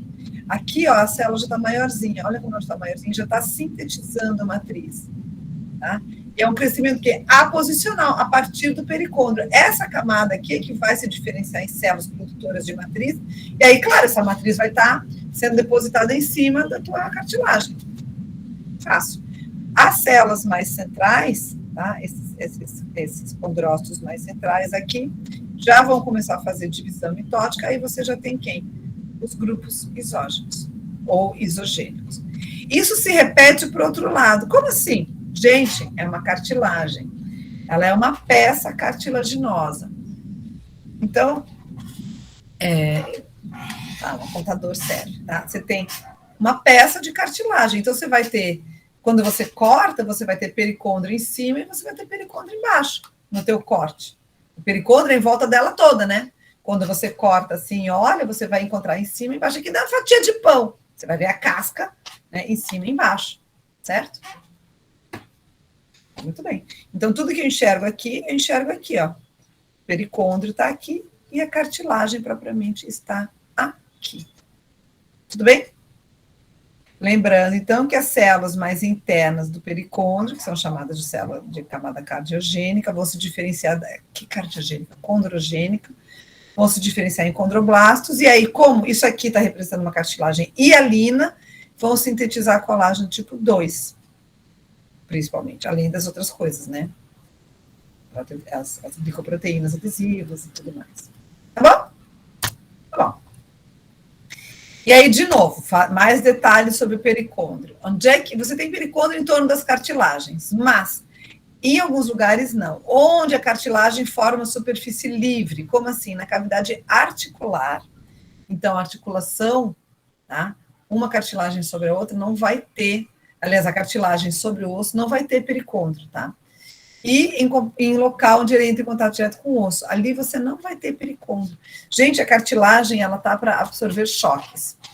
Aí, se você tem o pericôndrio em volta, o pericôndrio é um tecido muito pouco protegido. Ele é aquelas fibrinhas de colágeno com os fibroblastos. Se você tem a superfície livre, a superfície que bate com o osso, com esse pericôndrio, ele vai virar purê. A cartilagem não, ela tem toda aquela matriz que vai ser uma absorção de choques e a célula cartilaginosa vai ter protegida lá dentro. No pericôndrio, a célula não vai estar protegida. Então, não adianta você ter pericôndrio ali, tá? Então, nesses lugares você não tem as cartilagens hialinas, tá? Então, na cavidade articular e onde ela entra em contato com o osso. O pericôndrio é a fonte de novos condrócitos. Então, é esse o raciocínio. No pericôndrio, ele é um conjuntivo, então ele tem fibroblastos. Esses fibroblastos se diferenciam em condroblastos, que vão sintetizar a matriz ativamente, e quando o condroblasto para de sintetizar a matriz, ele se transforma em condrócito. É a mesma célula, ela só vai mudando de estado fisiológico, e aí a gente muda o nome dela para saber o que ela está fazendo naquele momento. Tá? Qual é a função do pericôndrio? Isso é importante. Eu falei que as cartilagens não têm vaso sanguíneo, nem nervos e nem vasos linfáticos. Como é que as células que estão no meio da cartilagem vão sobreviver, então? Vai ter que vir nutriente de algum lugar, de algum vaso sanguíneo que vai ter que estar em algum lugar. Aonde? No pericôndrio. Então, o pericôndrio tem função de nutrição, os nutrientes, né, aminoácidos, glicose e tudo mais, oxigenação, e a eliminação dos refugos metabólicos da cartilagem vai acontecer no pericôndrio, que é um conjuntivo e que, portanto, tem vaso sanguíneo. Tá? Então, o pericôndrio serve como fonte de novos condrócitos para crescimento aposicional e ele é o responsável também pela nutrição e oxigenação e, claro, a retirada dos restos todos da cartilagem. Tá bom? Esses são os dois principais funções do pericôndrio. Muito bom. E agora vamos ver cada cartilagem especificamente. Eu falei que tem 3 tipos: hialina, elástica e fibrosa. Tocamos ou vocês querem fazer um rápido intervalo? Intervalo, professora, você tá falando tanta coisa, meu Deus do céu. Eu tô ficando louco aqui. Tá bom, então agora a gente vai fazer um intervalinho, né? Bom, primeiro eu falei dos cartilagem aparece. Opa, começou a gravar só agora, será? Com esse negócio ele é meio lesado, né? Então vamos lá, de novo. Nós já falamos sobre o que são cartilagens, onde elas ocorrem, quais os tipos, como elas surgem, como elas crescem, o que tem na matriz extracelular, o que caracteriza cada uma delas, assim, pelo menos o básico, né? O que tem em cada matriz, por que ela é hialina, por que ela é elástica e por que ela é fibrosa, como elas crescem, intersticial e aposicional, e agora a gente vai ver assim, um geralzão de cada tipo cartilaginoso, inclusive as imagens, para a gente saber reconhecer na histologia. Então, vamos lá. Cartilagem hialina é a principal, é a mais comum, é a primeira que vocês realmente têm que pensar quando pensam em cartilagem, tem que pensar na hialina, tá? Então, vamos lá. A sua matriz a fresco, né, quando você pega a cartilagem a fresco, sem coloração, sem nenhum tipo de preparação, ela é vítrea, homogênea e amorfa. Esse nome, hialina, vem do grego hialos, que significa vidro, por isso que a gente diz, ela é vítrea, Basta olhar uma cartilagem de galinha, que é a que a gente mais vê assim, no dia a dia. Tá? Como eu já falei, é a mais frequente no corpo humano e observe claramente, ela é que vai formar o primeiro esqueleto do embrião. Tá? Então, o primeiro esqueleto que a gente tem durante o desenvolvimento embrionário é de cartilagem hialina. Eu não sei se eu já falei isso aqui para vocês, mas eu vou falar de novo, se for o caso. Durante a nossa embriologia, a gente repete a nossa ontogenia, a gente acaba repetindo toda a nossa evolução. Então, olha só, vocês lembram que existem peixes cartilaginosos, o que acontece? Eles são mais primitivos nesse quesito do que a gente, porque eles têm um esqueleto de cartilagem e ele parou em cartilagem, que para eles está ótimo. Eles não precisam de nada mais, eles não são menos que nós. Eles são o suficiente com um esqueleto de cartilagem. Outros depois se modificaram ainda mais e fizeram, então, os esqueletos ósseos, que são então, os bichos com osso, né? Tem tanto peixe quanto depois todos os terrestres são todos ossos, então são todos animais com osso, tá? Mas o nosso primeiro esqueleto passa por essa fase, então o primeiro esqueleto é cartilaginoso. Aí essa cartilagem vai ser substituída daí por um esqueleto ósseo através de um processo chamado ossificação endocondral, que nós vamos ver em todo o seu esplendor na nossa próxima aula. Desculpa. Durante o crescimento do indivíduo, a gente vai ter essa cartilagem hialina nos discos epifisários. Tá? O que é o disco epifisário? Vocês já ouviram alguma vez falar daquela história de fazer radiologia da mão para ver quanto vai crescer ainda ou quanto não vai? O que você quer olhar naquela radiologia, naquela radiografia? Você vai ver o quanto você tem de osso e o quanto você ainda tem de cartilagem nas pontas de certos ossos. Tem todo um mapa para alguns ossos específicos de mão. Não é, o pessoal acha que daqui não é daqui, são de outros ossinhos da mão. Tá? De qualquer maneira, enquanto os teus ossos longos, principalmente, ainda estão em crescimento, você mantém o disco epifisário de cartilagem hialina. Quando esse disco se encerra, se fecha, que a gente diz, os ossos se fecham, e aí você não tem mais crescimento ósseo. Tá? Aí você também não vai mais crescer em altura ou em comprimento. No adulto, onde é que a gente vai encontrar a cartilagem? Nas paredes das fossas, a cartilagem hialina, nas paredes das fossas nasais, aquela imagem que eu mostrei no início para vocês, né? Nos anéis da traqueia, nos brônquios, extremidades ventrais das costelas, né, ligando com o externo, e todas as superfícies articulares dos ossos longos, tá? Todas elas. É onde você vai encontrar a cartilagem hialina. Tudo bem? Tudo bem. Do que ela é constituída? Eu já falei, mas vamos repetir. Fibrilas de colágeno do tipo 2, diferente do conjuntivo comum, que é colágeno tipo 1. Aqui é cartilagem do tipo 2, é colágeno do tipo 2, mais proteoglicanas, que vocês já sabem o que é, aquele rabo de gato, mais glicoproteínas adesivas, que vão colar uma coisa na outra, principalmente a condronectina, o nome já diz tudo sobre ela, tá? Olha que bacana, as cartilagens têm uma grande quantidade de água de solvatação. O que é água de solvatação? Vocês devem ter visto isso na química, é aquela água que fica adjacente às moléculas, mas não se liga covalentemente e também não está completamente solta. Ela é uma água de solvatação. Ela fica principalmente em volta das proteoglicanas, tá? 60% a quase 80% do peso líquido, né? Ou seja, do peso da cartilagem, quando você pega ela, é de água. Ou seja, se você secar isso aí, eliminar toda a água, vai sobrar só 40% a 30% do peso. Todo o resto é água.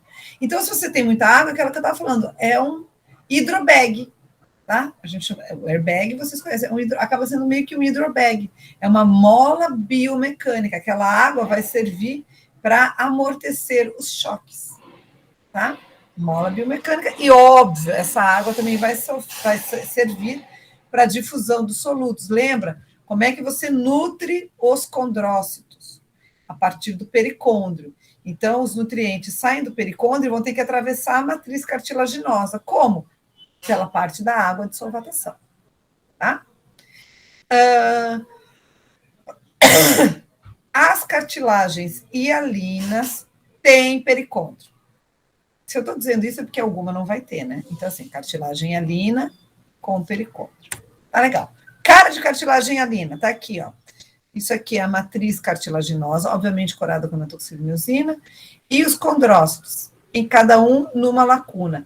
Nas cartilagens hialina, em geral, você tem os condrócitos isolados. É bem pouco comum você ter grupos isógenos em cartilagem hialina.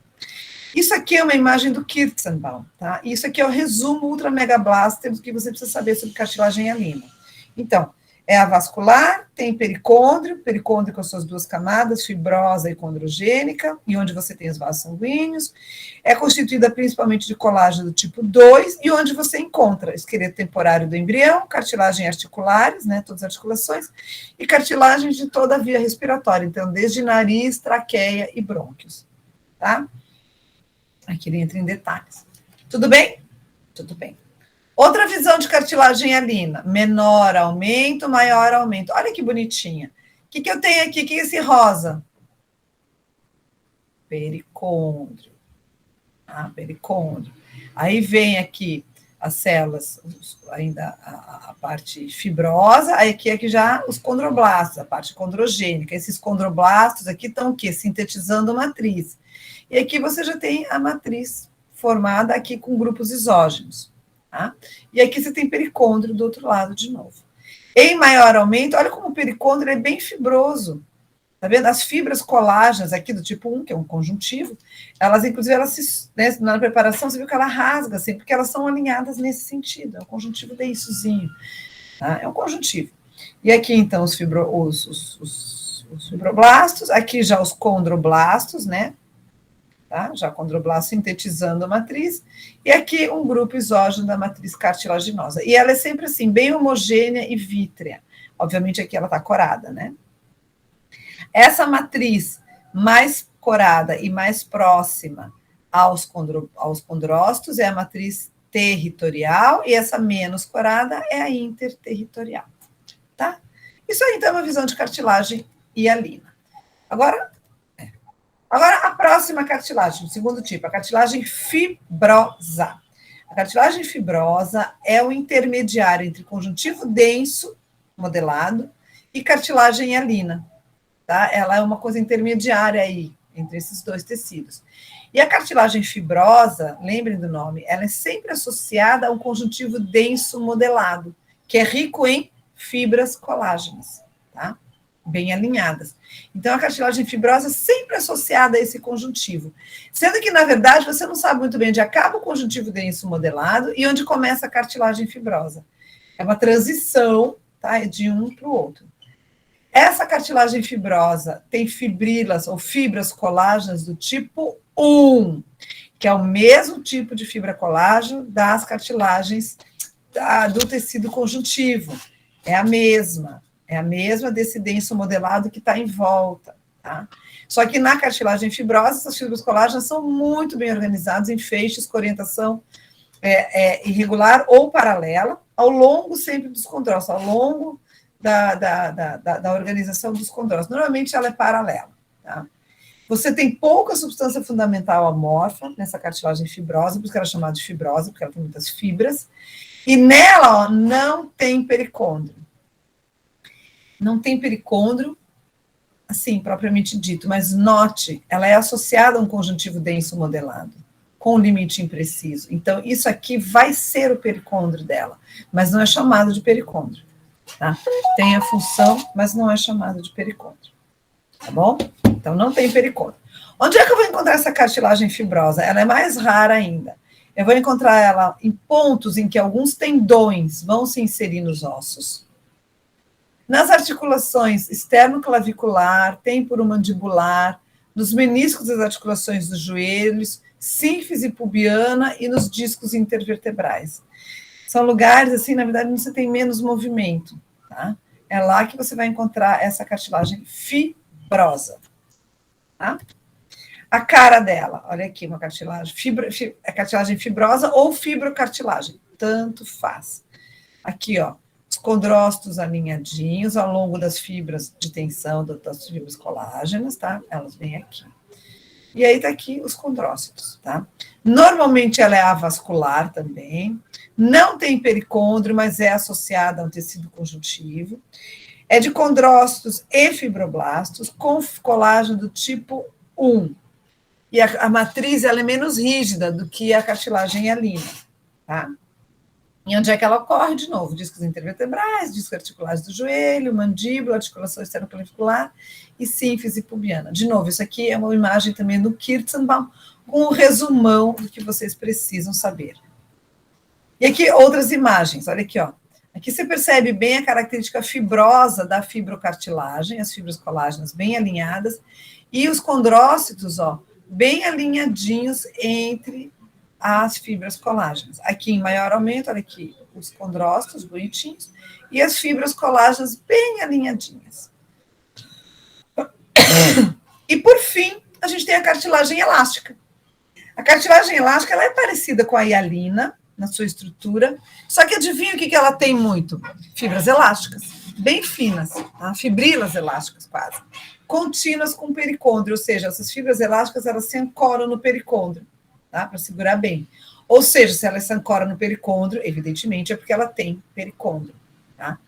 As cartilagens elásticas crescem principalmente por aposição, ou seja, a partir do pericôndrio, onde ela não cresce tanto por crescimento intersticial, e ela é menos sujeita à degeneração. A cartilagem hialina, ela pode degenerar, e muitas vezes ela degenera se transformando ela pode se calcificar, cartilagem hialina. Ela pode se calcificar, que pode ser uma coisa fisiológica, quando ela se calcifica e se transforma em osso, beleza, estava programado, e às vezes ela se calcifica por engano, tá? Já a cartilagem elástica, ela é mais estável, ela degenera menos, tá? Como eu disse, não se calcifica, não se calcifica, como a hialina, que a hialina se calcifica, a elástica não. E onde eu vou encontrar a cartilagem elástica? No pavilhão auditivo. Então, aquela imagem que eu mostrei antes lá para vocês, que tem a orelhinha bonitinha, aquela cartilagem é elástica. No conduto auditivo externo e na tuba auditiva, que é a tuba de Eustáquio, que é uma tuba que liga o ouvido interno à faringe, tá? Então, toda a parte de ouvido, né, externo e interno, as partes cartilaginosas são de cartilagem elástica. Onde mais? Na epiglote, que é onde a gente mostra, o corte que a gente mostra para vocês na aula prática, vai ser de epiglote. E a cartilagem cuneiforme da laringe, que vocês vão ver com mais detalhes quando vocês forem ver o sistema respiratório. Tá? Esses são os lugares em que eu vou encontrar a cartilagem elástica. Então, está aqui uma cara da histologia da cartilagem elástica. Ela tem essa cara assim, diferentinho. E aqui está o pericôndrio. Eu não acho essa foto mais bonita, mas enfim, foi o que o autor resolveu colocar. Está vendo que você repara que tem um monte de fibrilas. Você nota que ela não é uniforme, ela tem fibrilas na sua constituição. Você nota as fibrilas. Que fibrilas são elas? São as fibras elásticas, que você percebe na coloração. Que coloração é essa? É coloração por orceína. Vocês vão ver na aula prática de conjuntivo que as fibras elásticas se coram muito bem com orceína, tá? E aí, essa aqui também é corada com orceína, justamente porque você visualiza melhor as fibras elásticas da cartilagem elástica. De novo, é outra imagem do Kirzenbaum, agora sobre a cartilagem elástica, de novo, com um resumão dos principais, das principais características. Então, de novo, é a vascular, envolta por pericôndrio, é de colágeno do tipo 2, tem colágeno do tipo 2, igual a hialina, interage com as proteoglicanas e, claro, é muito rica em fibra elástica. E aqui ela, inclusive, comenta que se cora bem com orceína. E onde é que você encontra? Ouvido externo, então todo ouvido externo, inclusive o pavilhão, epiglote e tuba auditiva. Tá? Outra visão de cartilagem elástica, menor e maior aumento. Ó, aqui está o pericôndrio. Ah, professora, como está esquisito, conjuntivo estranho, é porque ele está corado com orceína. Aí ele não cora núcleo de célula, não cora citoplasma direito, ele cora tudo assim no marrom estranho. Então, esse aqui é o pericôndrio, essa aqui é a peça de cartilagem, propriamente dito, e aqui o pericôndrio do outro lado. Tá? Em maior aumento, ó, você vê cada bolinha dessas é o quê? É um condrócito dentro da sua lacuna. E essa você vê que tem bastante grupos isógenos. E entre eles, ó, na matriz, você vê que tem um monte de fibrilas, assim, de fiozinhos. Esses fiozinhos são justamente as fibras elásticas que a gente consegue visualizar na microscopia de luz. tá? Principalmente quando é corado com orceína. Tudo bem? Tudo bem. Tudo bem. Professora, só uma dúvida. Eu não sei se a senhora falou, mas se falou, eu perdi essa parte. A senhora falou que a cartilagem elástica ela não se calcifica, a hialina se calcifica e a fibrosa. Não. Fibrosa Tá não. bom. Tá bom. Obrigada. Pelo menos não deveria, só se acontecer uma coisa muito errada, mas não deveria. Tá?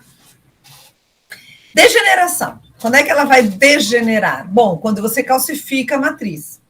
Isso é, de novo, como a gente estava falando agora mesmo, principalmente na cartilagem hialina. Ela é feita para isso, calcificação de matriz.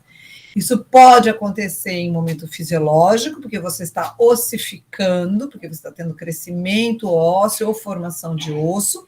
Aí, claro, você vai degenerar a tua cartilagem, ou você está tendo um problema e está calcificando a tua cartilagem onde não devia. É que ela pode fazer isso. Então, às vezes, ela faz sem estar no planejamento. Tá? Mas essa parte nós não vamos avaliar, a gente só vai dizer que ela faz. Então, o que acontece quando você calcifica a matriz cartilaginosa hialina? Você aumenta o volume do teu condrócito, ele fica grande, e aí ele morre. A matriz cartilaginosa que ficou em volta vai ter uma deposição de fosfato de cálcio em cima dessa matriz cartilaginosa, e esse fosfato de cálcio vai estar em forma de cristais de hidroxiapatita, que é uma estrutura bem complexa, bem bacana, bem dura, que, na verdade, é a base da formação dos ossos. Cristais de hidroxiapatita é o que vai formar a parte calcificada dos ossos. Tá? Então, é assim que você vai degenerar a matriz cartilaginosa, e aí você vai ter osso no lugar. No geral, as cartilagens têm uma pequena capacidade de regeneração. Ela não consegue regenerar muito bem. Por isso que eu sempre digo, cuidem das cartilagens de vocês, porque quando elas se estragam, se rompem, se rasgam, elas são ruins de refazer, ou se gastam, né? Quando você regenera a tua matriz cartilaginosa, ela vai acontecer a partir do pericôndrio, né, com o surgimento de novos condroblastos, e aí você vai formar um tecido, na verdade, intermediário entre a cartilagem hialina e a cartilagem fibrosa, que vai ser um tipo de uma cicatriz na cartilagem. Não vai ser bem a cartilagem que tu tinhas, tá? Tudo bem? E esse negócio de tomar lá vai. Cartilagem, isso é verdade? Funciona? Tomar colágeno, né? Não é isso? Tomar colágeno ajuda ou não? É aquela história, eu já falei isso uma vez em aula para vocês, ou foi pelo menos para outra turma. Era uma lenda, né, que alguns dizem que funciona, outros dizem que não. Mas eu, particularmente, acho que não funciona, porque, gente, olha o tamanho da molécula de colágeno, ela é enorme. Você produz o pró-colágeno na tua célula, aí você vai ter que quebrar ele, a pré-pró-colágeno, para daí formar colágeno, associar essas várias moléculas pequenas para formar uma fibra colágena. Quando você come isso, vai fazer o que com aquilo? Absorver inteiro, ele vai direto para o teu conjuntivo, ou ele vai direto para a tua cartilagem? Claro que não. Você vai destruir aquela molécula, você vai digerir aquilo com enzimas, e você vai absorver as subunidades.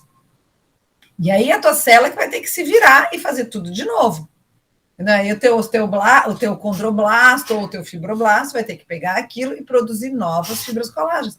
Você não come a fibra colágena e leva ela direto lá para onde você está precisando. Isso não existe.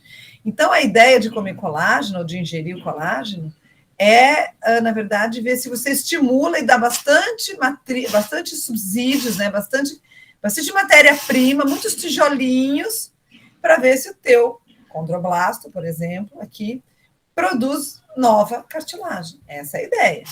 Mas você não vai ter uma transmissão direta do tubo digestivo, né, daquela molécula enorme, para a tua cartilagem. Isso não vai funcionar. E aí alguns dizem que funciona, você dá bastante um aporte grande, outros dizem que, na verdade, não funciona. Então é aquilo.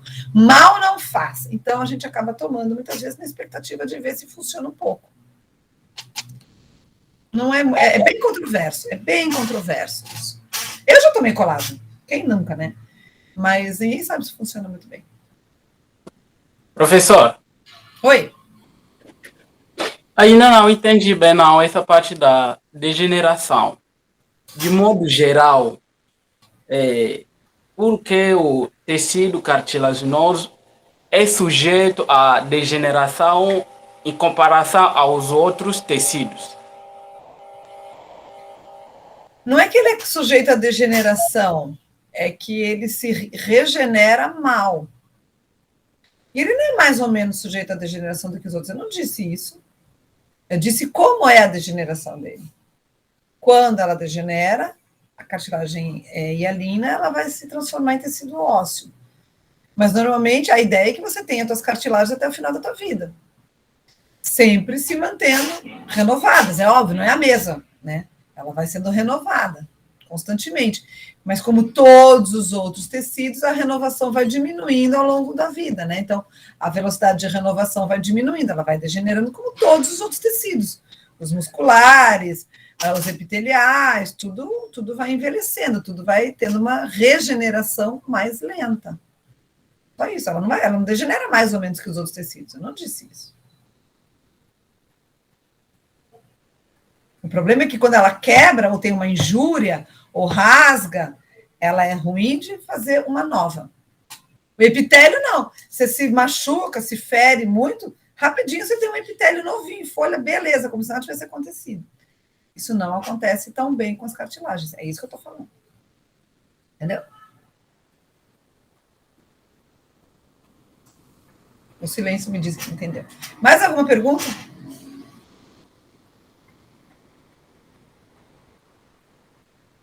Não? Acho que não. Então, muito bem, era o que eu tinha para dizer para vocês hoje. Isso aqui é só onde nós todos gostaríamos de estar, na sexta-feira à tarde, mas não estamos. Então tá, gente. Muito obrigada. Professora. Fala.